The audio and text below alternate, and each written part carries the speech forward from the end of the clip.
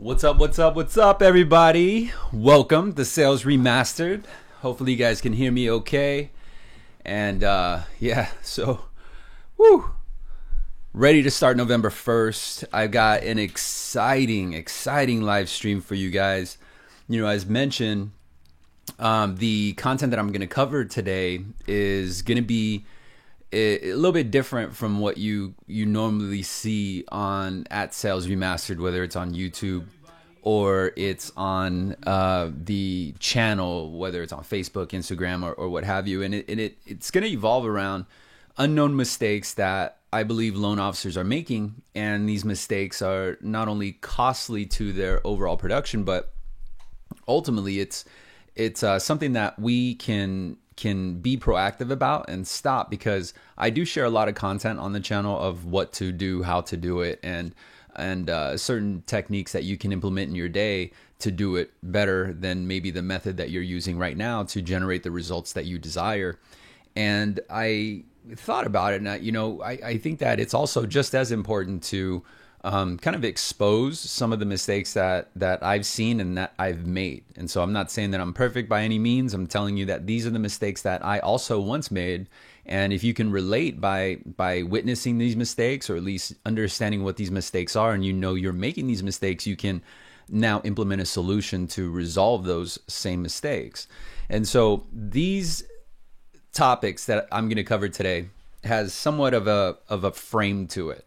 And the reason why I'm saying that is because, we find ourselves in a market where we have to be about as efficient with our time as humanly possible. And by efficiency, what I'm talking about is you have to focus your time on actions that actually generate results for you. And I think that oftentimes we can be found in positions where we do a lot of actions and it's kind of up in the air whether or not we're going to get any return from that. And it puts us in this kind of this energy or this state of mind where there's just a lot of uncertainty.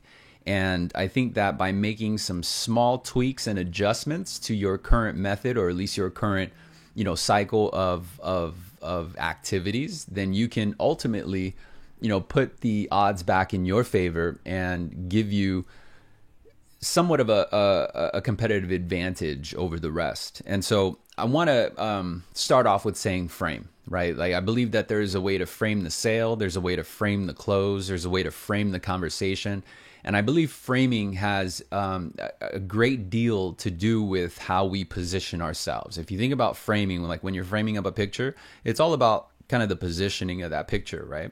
Otherwise, you're not really going to be content with the view that you have. And so I'm going to use that as kind of somewhat of a tale of the topic that we're going to cover in today's episode. And I just shot the episode that I'm uploading today for the YouTube and Facebook, and that's going to play shortly after this live stream. So I invite you to check it out, because it gives some of the history as to, how I learned this method. And ultimately it's basically positioning yourself in the best possible position to succeed. And so if you are looking for different ways and different methods on how to find success faster, I believe a lot of us are chasing success. We're not necessarily attracting it. And so these little methods, or these little shares that I'm going to cover with you about framing certain things, are actually going to put you in success's path. It's going to put you in the way of success. And so I'll dive right into it. Starting off with framing the day, right? Like, you hear the terminology of you got to frame the sale, you got to frame the conversation, you have to frame the close. Well, I think that also applies to other certain things, such as framing the day. And I'm gonna cover 3 topics on each of the framings that I'm gonna cover, like framing the day, framing the win, framing the sale, and framing the close. And I invite you to please jot down some notes as you're watching this live stream, and feel free to comment. I left the comment box up so that you can give your input, give your feedback, and also share your greatest takeaway. After the stream, please don't forget to like, comment, and subscribe. Maybe share it with your sales team so they can also get a gander of the content that I'm going to give to you today. So going back to the first subject, which is basically framing the day, I believe time management is something that we somewhat take for granted, where we have a lot of time that we invest into building a pipeline. I think that most salesmen who are on a mission to create the success that they're looking for is ultimately putting in a ton of time in ramping up business. And if you're going to be putting in a ton of time towards a goal, I think by first understanding how you manage it is going to be a key to your success. And so, for example, when you manage your time throughout the day, I want you to really think about, do you go into the day or do you start the day off with a planner? And my planner of preference is going to be the planner that's found on Outlook. Now, back in the day, I used to use a Franklin and Covey planner. This is back in the day when you actually wrote things down. Now that we find ourselves in paperless environments, planners are very rare. Instead, we use maybe our smartphone or we use the calendar inside of Outlook. However you decide to plan your day, I want you to pay attention to how you plan your day. And if you go into the day with a plan period. And more importantly, when you plan your day, how do you do it? Like, do you have, is every slot within your work schedule accounted for? Is there just a lot of open slots? In my opinion, I believe at least 50 to 75% of the following day needs to already kind of be mapped out in order for you to have a successful day. And the reason why only 50 to 60% is because we are in sales and things happen. Sometimes our attention and our time is pulled in different directions. But typically, the reason why time management is important is because we need to remind ourselves and implement time blocks that allow us to continue doing the most important piece of our day, and it's sales origination. You see, as we go into the first of the month, we're just now leaving the last week of the month, or what we call month end. And usually what I find is most sales agents will invest a lot of time towards month end and making sure that a lot of their deals go. And so without an efficient time management system in place, you may have avoided or neglected the most important piece of your time, which is actually technical difficulty, which is actually loan origination. And so besides that, what I want you to also pay attention to is the time blocks that you put in place. So I think that time blocks are important because it sections off the pieces of your day to put in action the most important actions that create the return within your day. So for example, time blocks could be maybe the first couple hours of your day, you're handling the fires of that day. Maybe you're handling the most important pieces of the day where typically we as salesmen will push off because we're not yet ready. We haven't yet had our coffee, or we haven't been warmed up yet. When I believe that by putting out the fire early in the day, making that phone call that you don't want to make as part of your first point of the day, it's not going to be counteractive, where I think some of us would be like, oh man, I don't want to ruin my vibe today. I don't want to talk to this prospect right now because it's going to ruin my momentum. I think it actually does opposite of that. It not only positions you to have a more clear day, meaning you're not carrying a lot of weight on your shoulders for the rest of the day, but it also enables you to put that fire out so that you are at your prime, because typically in the morning you're already kind of in the mood, you're in the momentum, regardless if you've had your coffee or not, regardless if you're warmed up or not. I think by handling the fires early part of the day is probably the best way to go about it. And then another time block that you also want to account for is pipeline management. And by pipeline management, I'm not talking about shoot off an email to processing and say, hey, what's the status? Right? You want to be a little bit more considerate and actually plan out by starting off with maybe locks that are going to expire. So many times I find that loan officers make a common mistake of actually neglecting the business that they already have in their pipeline because they're so focused on feeding the pipeline with new business that we sometimes neglect the business that we already have in our hands. And so I want you to think about that, because when do you block off time to actually manage the business? And the managing the business is not only just locks, it's also maybe taking a minute to send the processor a quick email and saying, hey, I got a scheduled call with Mr. Jones at 4 o'clock. Is there anything that I can collect for you? That's a very nice approach in asking, the processor to put your file in front of the line because they probably don't want to make a phone call to your prospect. But if they understand or they believe that you're going to be talking to them anyway, I promise you it will pull them to the front of the line, and the processor will take that opportunity to tell you what to gather, what to collect. Now, some loan officers have loan officer assistants, some loan officers do not. And regardless if you do or do not, again, I think that by being proactive and figuring out what the processors need in your file is going to enable you to make sure that that file continues its process without any delay. So really understand how you're framing your day, because without having proper plan in place of execution, I think that we sometimes kind of just go along with the flow. And being in sales, so many things can happen where our attention can be pulled in so many different directions that if we don't have a plan in place, we're simply going to miss out on the most important actions that give us the return and allow us to really enjoy kind of the fruits of being a successful salesman. But besides that, finally, in framing the day, I believe that most importantly, you have to block off some time for origination. And whether it's inbound or outbound, in my opinion, I believe outbound origination is going to be the strongest source of lead capturing right now in today's market. And I think it's going to be a market where a lot of our competitors simply are not paying attention to because they haven't been wired to do such.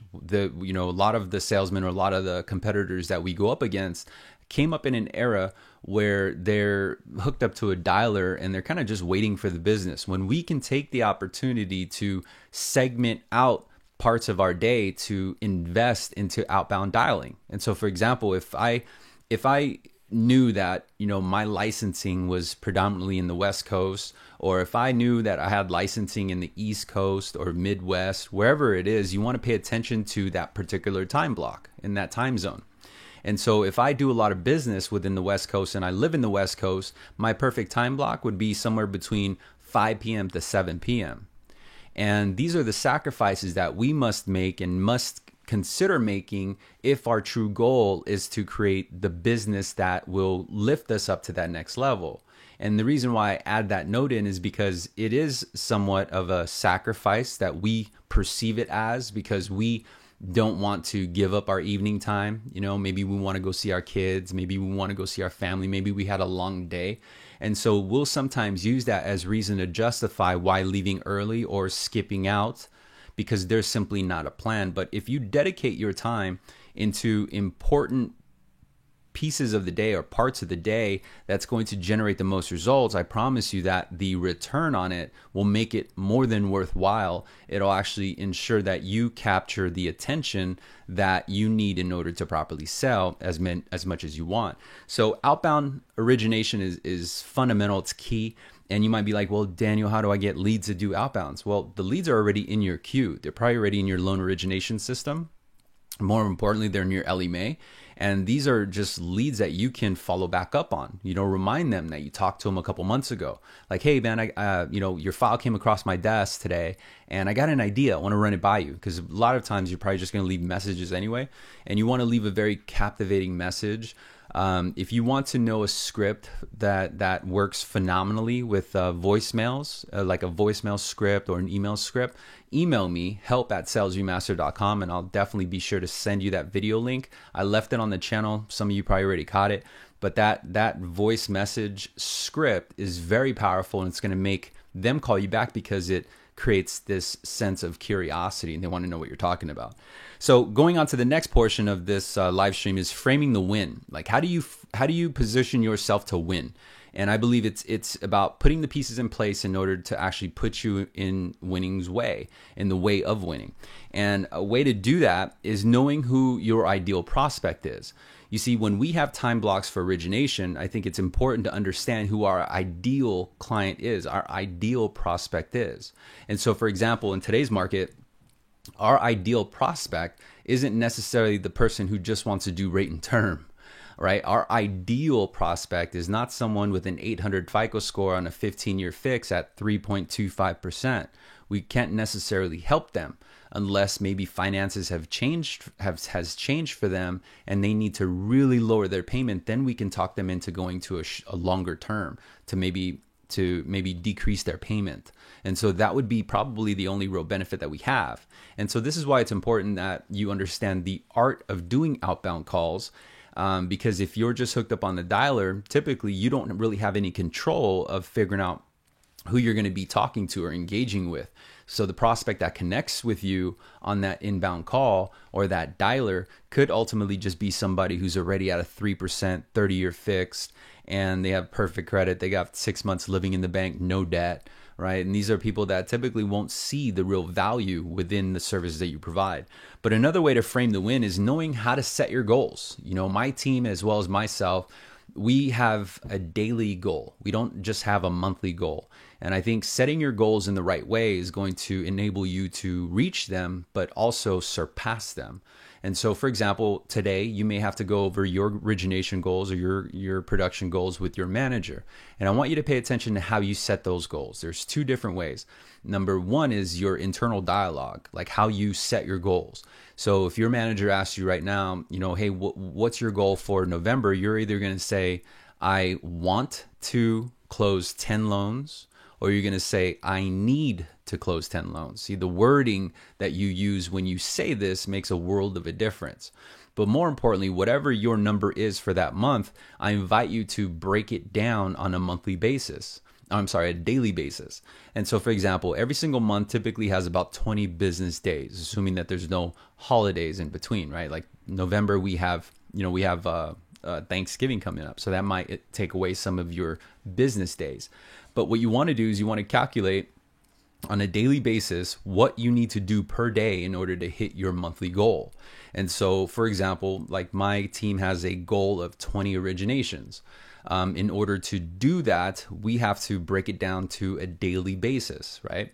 And so on my team, we have this system that's called the DUB system. It's basically 2 points each day, and it rewinds every single day. And there's an advantage to doing a daily goal. It's because you understand psychologically you have a fresh start in the morning. You have a fresh start right in the beginning. And none of the drama nor none of the wins follows you into the next day. You see, what I've found is that if you just focus on your monthly goal every single day, and it's, let's say, from the 1st all the way up to the 10th, and you're thinking in your head, man, I need to hit 10, I want to hit 10 sales, I want to hit 10 closes. Unbeknownst to you, subconsciously, you believe you have time. So if it's only the 2nd of the month and you're like, I need 10 loans, our brains are naturally wired to procrastinate. That's just it, because it's the easy path. It's the easy way out. And because we are wired to protect ourselves, we protect ourselves from resistance. And this is where the saying of we stay within our comfort zone. And so our comfort zone is basically it's that voice that's inside of our head that tells us, oh, well, we got a bunch of time. It's only the 5th of the month. I only need to hit 10. I'll just make it up during the weekend. Whereas if you held yourself accountable on a daily basis, regardless if it was the 1st of the month or the 25th of the month, you understand that you have an objective for that day, and it's to score 2 points. So I invite you to implement the system. The 2-point system is basically 1 point for a lock and 1 point for a submitted loan. And your goal is to score 2. If you think about it, every time you lock a loan, if you do it correctly and you follow the formula that I share with you, your lock should be turning into an elevation the next day or within 48 hours, or submission, right? And so naturally, every single day, you should be positioned to score 2 points because you're locking a new loan and you're also submitting a loan that you efficiently locked the day before or a couple of days before. So when you build the traction and the momentum of scoring your 2 points per day, your whole focus is the 2 points per day. It's not 10 for the month. So I invite you to rewire the way that you're setting your goals. And then also framing the win is also knowing how to set your attitude. I think it's very cliche that a lot of people say, hey, it's all in the attitude. You got to have the right attitude. And it's definitely hard at times because especially at month end, if we're coming off from a horrible month in October, it's going to be pretty hard to wire your attitude to be like, yeah, I'm going to go kill it. I'm going to go get them, because you're still kind of scarred emotionally and mentally from, some of the battle wounds that you had the month before. And this may happen in the future as well. And so it's important to understand how to frame your attitude in a way where you are going to actually look forward to the grunt work. You're going to look forward to the grind. And a method that I've used, and I think that a lot of loan officers misuse, is that when you go into a specific time block per se, right? Let's say you manage your time and you're going into a time block of origination. When we go into a time block of origination, we subconsciously are framing our attitude. And the way we frame our attitude is how we look at that time block. Like, oh man, I'm going to talk to Mr. Patel that wants 2.25. Oh, I just know it. People aren't going to buy. People are going to, they don't know that the rates are high, that the rates are up. Oh man, these people are probably replying to marketing. See, we're embedding these actions and kind of this mindset within our attitude, and thus it's creating this energy or this lack of enthusiasm that we then use to carry us into the time block. But instead, if we were to rewire our mindset and look at our time block in a way where we actually have these positive affirmations, like for example, if I start my time block right now and say, man, I'm gonna find 2 people that I can help right now. I'm going to find somebody that I can deliver a solution to. I'm going to find somebody that I'm going to dramatically change their life. I'm going to do so much good within this time block, right? And you're just kind of looking at that enthusiasm. So that way you're not looking at the objection. You're not looking at the rejection. However, if that's still stopping you, I invite you to actually invite the rejection. And it's hard to do that because you don't, who wants to be rejected? Who wants to be told no? Well, I got to tell you, through experience, the more no's you get, the faster you actually learn. And so if you're constantly getting hit with no's, it's insight of what you may be doing wrong. And so pay attention to, how fast are you being told no? How fast are you being kind of hung up on or rejected? Because that in itself is clear insight of how not to do it. And the more no's you get, the more rejections you get, gives you an opportunity for you to revise your game, remaster your script. Does that make sense? So rejection is actually good for you, because if you get rejected enough, then you collect the experience and you become conditioned in a way where you become so good at it, you become comfortable with it. It becomes a game. It's no longer friction. And I invite you to really look at some of the pieces within your day that you really grind your teeth at and you really don't want to do, because that ultimately messes with your energy for the rest of the day. And again, I think that's a common mistake that a lot of us subconsciously are making, and we allow it to determine that day's success and ultimately that month's success. Now, going on to framing the sale, I think it's just as important in order to properly frame the sale that you know who needs to be part of your pitch table. I think a common mistake that most loan officers are making right now is when you do a loan application, you're going right into the pricing and right into the pitching. There's no real empathy or consideration of whether or not the right parties need to be there at the table at the time of pitching the deal. There's not really any consideration in saying, hey, is it a good time for me to pitch this dude or this lady, right? Where they could very well be at work. And if they're at work or they're on their lunch break or they're on their quick 10-minute smoke break, you have to consider how many distractions are around them. And so if we as loan officers are trying to make our prospects and our leads fit our schedule for our convenience, we're missing out on a ton of opportunity where we should actually be serving them. So we should be applicable to their schedule. We should adapt to their availability. And what you're going to find is that in return, you're going to be able to kind of secure their attention in an environment that's not as distracting as if they're at their desk or if they're at work or if they're on a 10-minute break and they got to get back because they have an appointment. Does that make sense? So really consider who needs to be at the actual review. And sometimes we might be thinking like, oh, well, there's just no way I could do it because, I have to put the information together. The market's changing. Your mindset's off because it might very well be that you don't know how to manage your time, and there's not a time block system in place.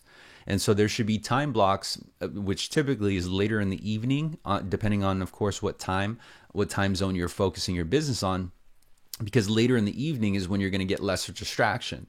The best time is actually when they're in commute home from work or when they just got home, because both parties are available, and more than likely the decision maker is going to be present at the time of. And now you don't have the distraction of a 5-minute break. Now you don't have the distraction of them eating their lunch or ordering their lunch while you're pitching your deal. Because when you're pitching your deal, that's your time to shine, right? And if they're not capturing all the information, or they're not in a position to absorb your message, you're setting yourself up for failure. And I think that's a very common mistake, that if you can just simply tweak, then you'll actually get more favorable return on that. And then also, framing the sale is setting the time strategically around them, as I'd mentioned, but knowing the environment of the pitch. So when you set up a pitch time, you have to make sure not only both parties are available, but also their primary preference to absorb the message. And they're actually going to tell you how they prefer to absorb their message. They're going to tell you, I want to hear about it, meaning they're more audio. So you could use words within your pitch like, can you imagine hearing the sound of less arguments at the end of the month? Or can you imagine hearing the sound of knowing, right? This is the way you're implementing the message, because they're more audio.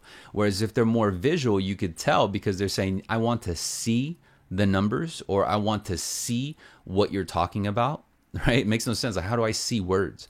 But ultimately what they're doing is just giving you clues of how they absorb information. And so if that person says, yeah, I'd like to see what you're talking about, or I'd like to see the numbers, then that's somebody you need to instruct to have a pen and paper handy to really write information down. Does that make sense? And then finally, framing the close.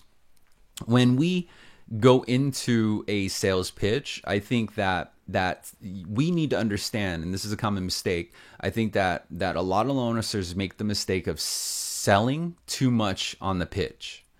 And when you think about selling is not closing. Selling and closing are two different things. A majority of loan officers, and I did it too, make the common mistake of doing a lot of marketing and selling on the pitch. Marketing is like, hey, my company is number one, and we do this, we've been doing this for years, and I have so many different ratings. That's a bunch of marketing within that sales pitch. There should be a fine balance of selling and closing within your pitch. Too often times, I believe the sales pitch starts off with closing and then selling. And you could tell this because ultimately what most pitches sound like is it basically goes, price, benefit, and then logistics, right? So basically you pitch price by saying option number 1, your rate's going to be 4.5. And then you're also kind of setting the tone that pitch is going to be all about sales, because you may start off your pitch with like, hey, Mr. Jones, I got a couple options for you. Go ahead and grab a pen and paper. You're actually setting the tone for them to believe they're going to be pitched. But more importantly, and I said it time and time again, by you just saying it's options, they're going to be focused on what the next option is if they don't like option number 1. And so if your pitch sounds anything like that, like, hey, I got a couple options for you, grab a pen and paper, change your vocabulary, change your wording. One of the most effective ways that I've found going into a pitch is saying, I'm actually going to send out the disclosures to you, and I got an idea. I want to run it by you first, get your feedback on it, and get your input. And the reason for that is because there's less friction on that, and people invite ideas. People get into this creative state, but more importantly, you now have their attention, you have their ears to deliver your message. And ultimately, what we need to really focus on in the sales pitch, when we're actually pitching our presentation, is not what the prospect wants. Because we understand as seasoned professionals, and even people who are brand new to the industry, when you first engage with your prospect, they're going to want things that typically aren't available, right? They always want the free service, or they always want the lowest rate, or they want to lower their rate. Those are their wants. What we need to design our message around is what they need. And so, when you do your sales conversation, it's good to make a healthy amount of notes of what they want. It's also a good opportunity to make a healthy amount of notes in the file of the words that they use, right? It's important for me to get rid of this ridiculous debt. So you want to pay mind to that wording, because they're using ridiculous as a way of saying too much. And so whenever you say that word, they're going to understand that word in a little bit of a more different way. I know it's a little bit deep. That's more scientifically triggered type content, but it really does help in driving that message. So the reason why you want to make a healthy amount of notes is because your pitches are going to be done in time blocks. They shouldn't be done right away. If you're doing them right away, you're going to catch them in a position or a time block that's not convenient for them. And it needs to be convenient for them where they don't have distractions, right? So the best time to actually price and put together a deal is right before you present it. And the only way that you can actually orchestrate that is you need to suggest when that information will be ready. And the only way you could really suggest when that information will be ready is you have to pay minds to the time zone they're in, typically when they're available, right? And so if I know that they usually get home around 6, then I'm going to start pricing together that deal or piecing together that pitch at about 5:30, because I need it to be fresh in my mind. And I also need to reabsorb the content that I learned possibly from earlier that day. You see, sometimes we make the mistake of not being empathetic enough to remember that a lot of things happen between the times of our initial sales conversation, which is the 10:03, to the pitch. So a lot of things could have happened. They could have gotten an argument with their wife. They could have gotten an argument with their subordinate, and their mindset is not necessarily framed to buy. Does that make sense? And so how to properly frame the close is you actually need to reframe their mindset, meaning you're bringing them back to the memory by recapping the conversation. And why I say by recapping is you mentioned, it's like, hey, you know what, Jim, you'd mentioned that it was important to get rid of this ridiculous debt because it doesn't really leave you with any cash at the end of the month. As a matter of fact, you mentioned that at the end of the month, there's little surplus to no surplus that you get to put towards important things like your liquid savings and your checking account.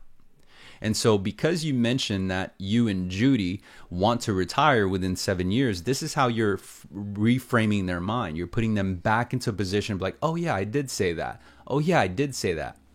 So that at the time of delivering your pitch, whatever they went through in between, whether it was a bad day at work or they just had an argument with their wife, they're not there anymore. Like psychologically, you're getting them back into the frame of mind of where they need your service.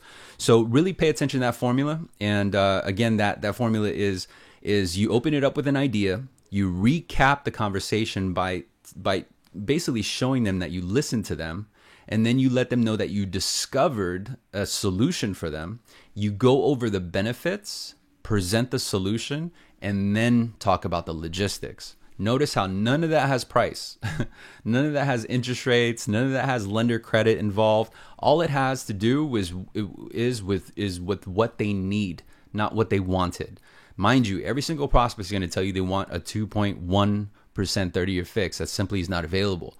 But our job as consultants and professionals is that we need to discover what they need.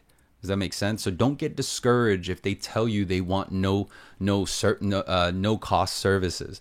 You and I, we both know that there's not a title company in the world or notary in the world or appraisal in the world that just comes out to do it out of goodwill. It doesn't exist, right? But sometimes we make the mistake in thinking that, what does this person think? And we get defensive. And it's a very common mistake that kind of leads us down this dark path where we're actually pushing business away. So try to avoid doing that.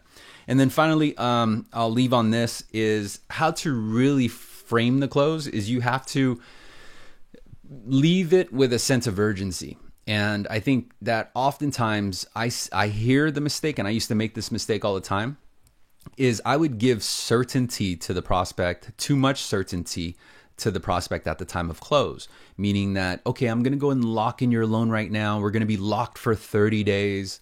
And, just go ahead and send me these documents. Do you have a pen and paper? And then they list out 9 pieces of documentation. I'm going to need your 2017, your 2016 W-2s. I'm going to need your birth certificate, your ID.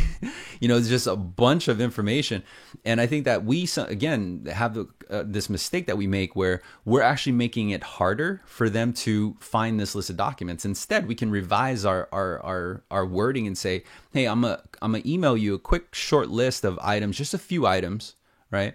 That I'll need to confirm or at least validate in my system before I can actually proceed with this process. I want to make sure you have a bridge across. I want to make sure that we can actually deliver, right? And so that actually bridges your method of creating urgency by saying what I can do, since I don't know if you actually qualify for it, because I'm going to need a few documents like tax returns or W-2s or your recent pay stub, whatever is applicable to that particular prospect. Say, I'm gonna need a few of these items first just to make sure I can even start the process. And if we can, we'll actually move pretty quick, and I can have an appraiser out by this weekend. But first, I need to make sure we actually have a bridge to stand on and cross. And so, in order to do this, I need a few items. I'm gonna email it over to you in just a little bit, and then once I receive that, then I can actually lock in your loan. Does that make sense? So that sets the urgency because they know that they need to do something in order to get that one thing. So if you do your pitch right, where they're emotionally tied to the results and the solution that you're delivering, they're going to be incentivized to act with urgency if they do not believe that they already have it. And so I think the common mistake is that we actually give them the perception that they have it. We tell them that they're locked. You know, I use, and some of my team uses, the word reservation.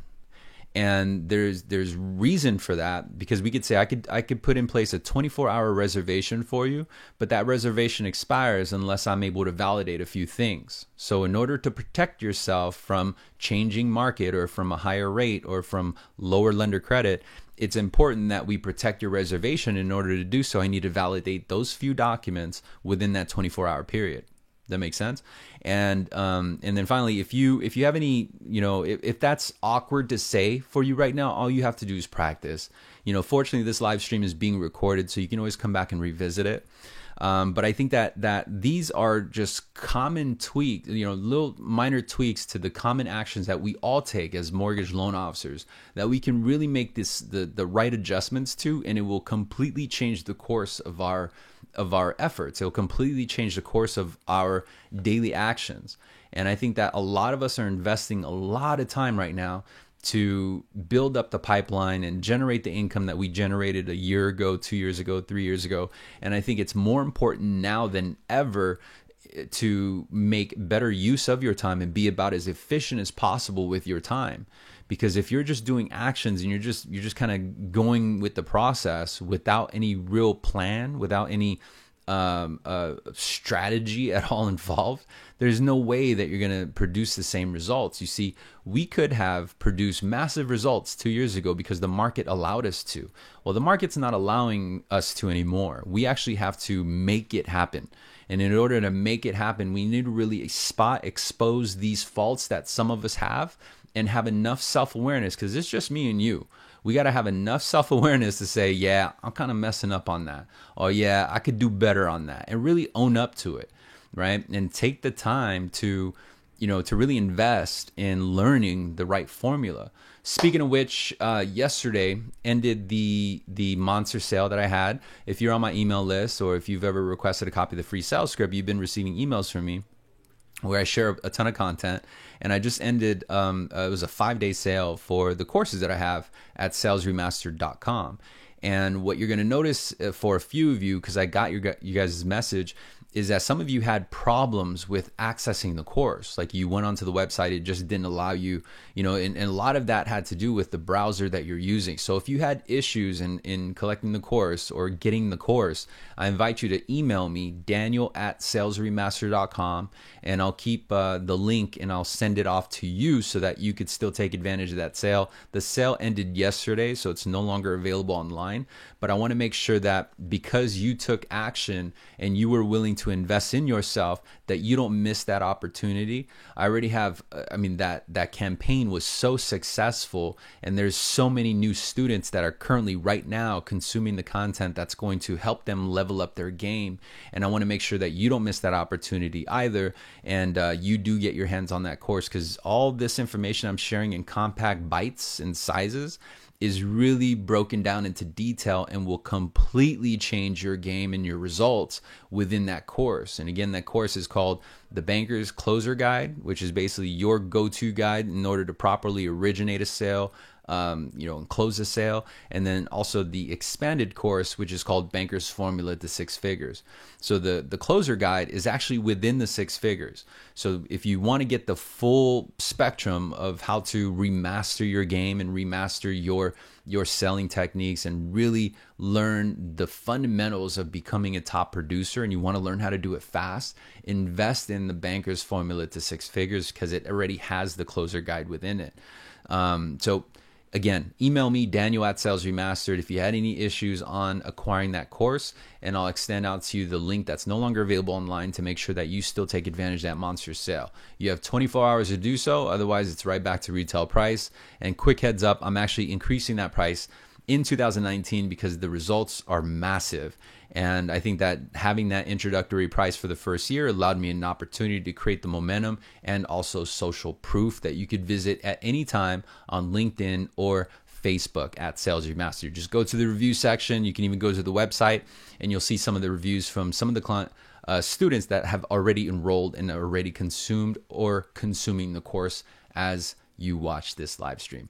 I appreciate your time. I hope that the information that I shared here in this live stream is going to help you raise your game. It's going to help you reach that next level. And I ask that you do comment below. Let me know what your favorite takeaway was. And those of you who have actually caught some of the previous live streams, pay attention, stay tuned for the next one. Again, it happens every Thursday from 8:30 a.m. to 9 a.m. Pacific Standard Time.